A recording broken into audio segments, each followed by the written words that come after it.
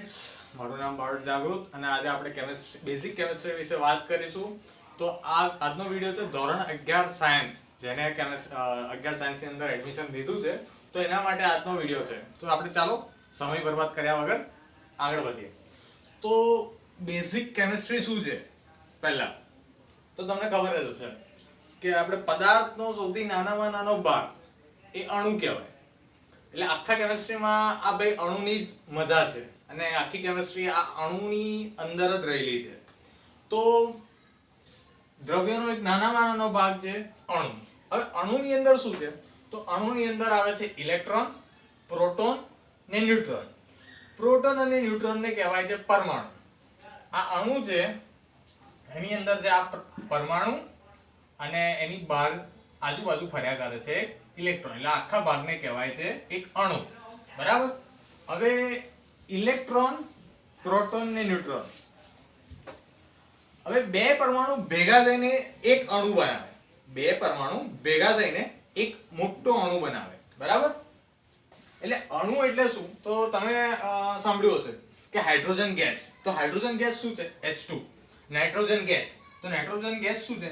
N2. Carbon dioxide, તો એ શું છે? CO2. ઓક્સિજન, તો એ શું છે? O2. તો આ બધા શું છે? અણુ છે. શું છે? અણુ. બરાબર? તો પરમાણુ શું છે? મતલબ આ બધા અણુ છે, તો આ કોઈના કોઈ પરમાણુ, બે પરમાણુ ભેગા થવાથી બન્યા હશે ને. તો હાઇડ્રોજન અણુ માટે બે હાઇડ્રોજન પરમાણુ, નાઇટ્રોજન અણુ માટે બે નાઇટ્રોજન પરમાણુ, ઓક્સિજન અણુ માટે બે ઓક્સિજન પરમાણુ. જ્યારે કોઈ એવી પરિસ્થિતિમાં ભેગા થાય અને એ બંને ભેગા થઈને એક મોટું મોલિક્યુલ બનાવે, મોટું અણુ બનાવે છે. પરમાણુ બહુ નાના છે અને એ બે ભેગા થઈને એક અણુ બનાવે છે. ઓકે? તો હવે પ્રોટોન, ન્યુટ્રોન ને ઇલેક્ટ્રોન. તો જે અણુની અંદર, અણુના અંદરના ભાગમાં જેને આપણે પરમાણુ કહીએ છીએ, એની અંદર શું છે? એક પ્રોટોન અને એક ન્યુટ્રોન. પ્રોટોન કેવા હોય?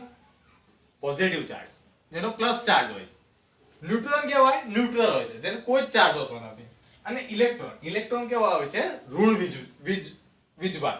આ વીજભાર છે. તો જો અહીંયા પોઝિટિવ ચાર્જ છે, અહીંયા નેગેટિવ ચાર્જ છે અને એક ન્યુટ્રલ ચાર્જ છે. એટલે ન્યુટ્રલ ચાર્જ તો વાંધો નથી, પણ આ પોઝિટિવ ચાર્જ અને આ નેગેટિવ ચાર્જ, આ બંને વચ્ચે એક ઇલેક્ટ્રોસ્ટેટિક એટ્રેક્શન હોય. એના લીધે પરમાણુ, એક અણુનો જે નાનો ભાગ છે, અણુ એક સ્થાયી બની જાય છે. બરાબર? તો હવે આપણે કેમિસ્ટ્રીમાં વાત કરીશું કે જે બધા તત્વ છે. બરાબર? તો આ તત્વ શું છે? તો આ બધા પરમાણુઓ છે. અત્યાર સુધી કેમિસ્ટ્રીની અંદર 118 પરમાણુઓ મળ્યા છે. આ બધા ભેગા અલગ અલગ રીતે ભેગા થઈને, સંયોજન થઈને એ અલગ અલગ વસ્તુઓ બનાવે છે, પદાર્થ બનાવે છે, અણુઓ બનાવે છે. તો આ તત્વમાં પહેલું છે hydrogen, helium, lithium, beryllium, boron, carbon, nitrogen, oxygen, fluorine, neon, sodium, magnesium, aluminium, silicon, phosphorus, sulphur, chlorine, argon, potassium, calcium, scandium, titanium, vanadium, chromium, manganese, એફી, કોબાલ્ટ, નિકર ને કોપર ને ઝિંક. અત્યારે તમારે 30 સુધીના ભણવાના આવશે. પછી તમે 12th માં આવશો તો આનાથી થોડા આગળ વધશે, પણ અત્યાર સુધી તમારે આ યાદ રાખવાના છે. હવે એક્ચ્યુઅલી આ કઈ રીતે ડિસ્ટ્રીબ્યુટ થયેલા છે? તો આ જે નંબરિંગ પડ્યા છે ને, એ બધા એમની પ્રોપર્ટી અને એમના અણુભારના આધારે પડ્યા છે. એવું નથી કે કોઈને પણ ઉઠાઈને મૂકી દીધો કે હાઇડ્રોજન પછી આપણે કઈ કાર્બનને ના મૂકી શકીએ, એવું નથી. આ એક સ્પેસિફિક એક પ્રોપર્ટીના આધારે આ લોકોને મૂકવામાં આવ્યા છે. તો હવે તત્વને છે ને એક પરમાણુ ક્રમાંક હોય ને પરમાણુ ભાર હોય છે. પરમાણુ ક્રમાંક એટલે 1 2 3 4 5 6 અને પરમાણુ ક્રમાંક કહે છે. એટલે પરમાણુ ક્રમાંક કાં તો ઇલેક્ટ્રોનની સંખ્યા, કાં તો પ્રોટોનની સંખ્યા, કાં તો ન્યુટ્રોનની સંખ્યા. જેટલો પરમાણુ ક્રમાંક હોય એટલા એની અંદર ઇલેક્ટ્રોન હોય, એટલા એની અંદર પ્રોટોન હોય, અથવા એટલા એની અંદર ન્યુટ્રોન હોય. બરાબર? ધારો કે હાઇડ્રોજન 1 નંબર પર છે, તો એની અંદર એક ઇલેક્ટ્રોન, એક પ્રોટોન ને એક ન્યુટ્રોન. બરાબર? એવી રીતે હિલિયમમાં 2 છે, તો એની અંદર 2 ઇલેક્ટ્રોન, 2 પ્રોટોન ને 2 ન્યુટ્રોન. આવી રીતે વહેંચાયેલું હોય છે. હવે પરમાણુ ભાર મોટા ભાગે છે ને પરમાણુ ક્રમાંકથી બમણો હોય છે. જનરલી, દર વખતે એવું નથી, પણ જનરલી એનાથી મોટો હોય છે અને થોડો આગળ આગળ પાછળ હોય. ધારો કે આપણે હાઇડ્રોજનની વાત કરીશું તો હાઇડ્રોજનનો તો એક જ છે, પણ હિલિયમનો પરમાણુ ભાર 2 થાય. એવી રીતે લિથિયમનો 6 થાય, બોરોનનો 10, કાર્બનનો 12, નાઇટ્રોજનનો 14, ઓક્સિજનનો 16. જનરલી પરમાણુ ભાર એટલે આમ કહેવાય કે ઇલેક્ટ્રોન પ્લસ ન્યુટ્રોન અથવા ન્યુટ્રોન પ્લસ પ્રોટોન, આ બેનો જે સરવાળો થાય એને પરમાણુ ભાર કહેવાય.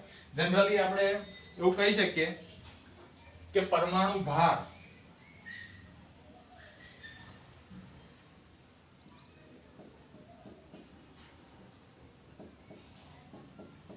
પ્રોટોન પ્લસ ન્યુટ્રોનની સંખ્યા અને પરમાણુ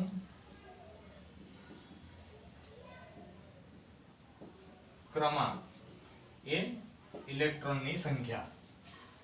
તો તત્વમાં જેટલા ઇલેક્ટ્રોન હોય એના પરથી આપણને પરમાણુ ક્રમાંક ખબર પડે, અને તત્વમાં જેટલા પરમાણુ પ્રોટોન અને ન્યુટ્રોન હોય એનાથી ખબર પડે પરમાણુ ભાર. એટલે હવે બેઝિકલી એવું છે કે ભાઈ પરમાણુ ક્રમાંક એ ઇલેક્ટ્રોન પરથી ખબર પડે, બરાબર. હવે જેટલા ઇલેક્ટ્રોન હોય એટલા જ પ્રોટોન અને એટલા જ ન્યુટ્રોન, બરાબર. તો હવે આ બેનો સરવાળો જે થતો હોય તો ઇલેક્ટ્રોન થી બમણો જ થવાનો છે. એટલે મોટા ભાગે પરમાણુ ભાર એ પરમાણુ ક્રમાંક કરતા વધારે હોય છે.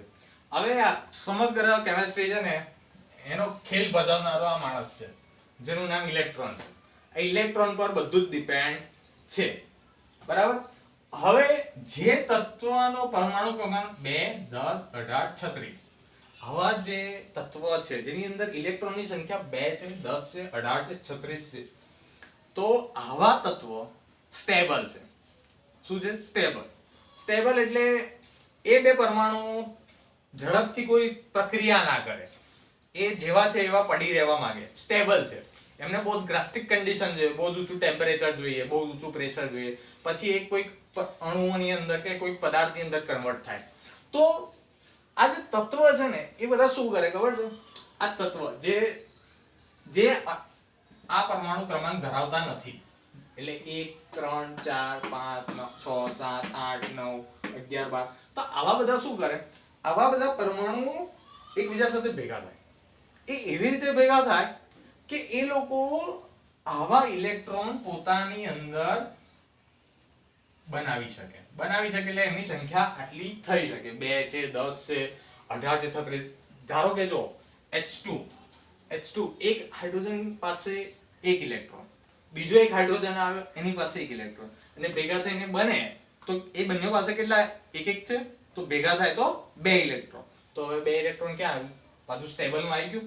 એટલે આ બધા તત્વ એવી રીતે સંયોજાય કે પોતાની સ્થાયી રચના ઉત્પન્ન કરે, જેના કારણે એક સ્ટેબલ એમને શું કહેવાય આમ એક સ્ટેબલ ફેસ મળે. તો આ બધી એક બેઝિક કેમિસ્ટ્રી છે. આની અંદર આપણે આજુ આગળ જોઈશું તો પરમાણુ ભાર, પરમાણુ ક્રમાંક એના વિશે પણ ચર્ચા કરીશું કે પરમાણુ ભાર કઈ રીતે નક્કી થાય છે હજુ. તો એ બધું આપણે હવે આગળના વિડીયોની અંદર જોઈશું. તો તમને આ વિડીયો ગમ્યો હોય તો લાઈક કરો, શેર કરો અને અમારી ચેનલને સબસ્ક્રાઇબ કરો. Thank you.